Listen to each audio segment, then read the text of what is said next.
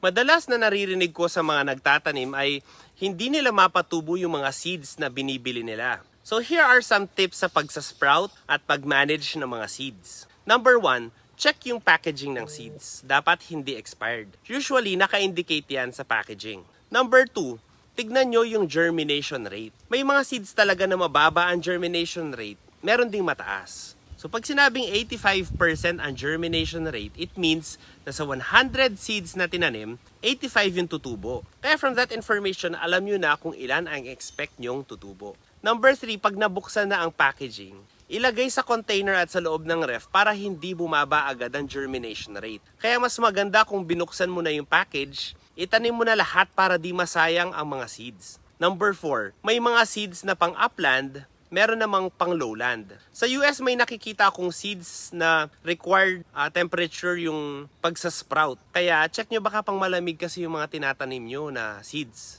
O kaya pang panahon natin dito sa Pilipinas. Number 5, pag malalaking seeds tulad ng kalabasa, okra, sitaw, ibabad sa maligamgam na tubig for 30 minutes bago itanim para mabilis mag-sprout. Dalawa ang approach ng iba pag nagtatanim ng cucurbit. So yung mga malalaking seeds.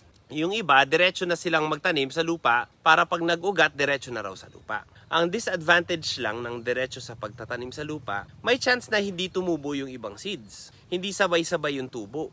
Kaya yung iba, nagtatanim sila sa seedling trays. For cucurbits, mas maganda gumamit ng malaking seedling tray, yung 104 holes. Ang advantage nito, sabay-sabay ang tubo at malalagyan ng punla ang lahat ng butas sa pagtataniman. Number 6, pagpatong-patungin ang mga seedling trays pag nagpupunla ng maramihan para kulob at hindi matuyo agad yung potting medium. Yung iba kinukulob pa ng lona para sure na kulob ang moisture. The reason gusto nating basa ang mga seeds ay dahil ito ang nagbibigay ng signal sa seeds na maglabas na ng ugat. Pag hindi siya nabasa, di siya magsasprout. Minsan kasi nagpupunla nga tayo pero hindi gaanong nabasa, tapos matutuyo sa araw yung potting medium, hindi talaga magsasprout yung mga seeds na pinunla.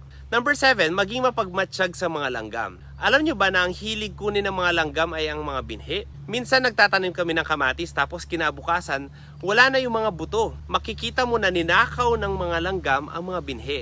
Kaya make sure na basa sa paligid para hindi ubusin ng mga langgam ang mga binhi. Number 8, bumili sa legit na seller ng binhi. Maraming makikita sa online ng mga nakarepack na seeds.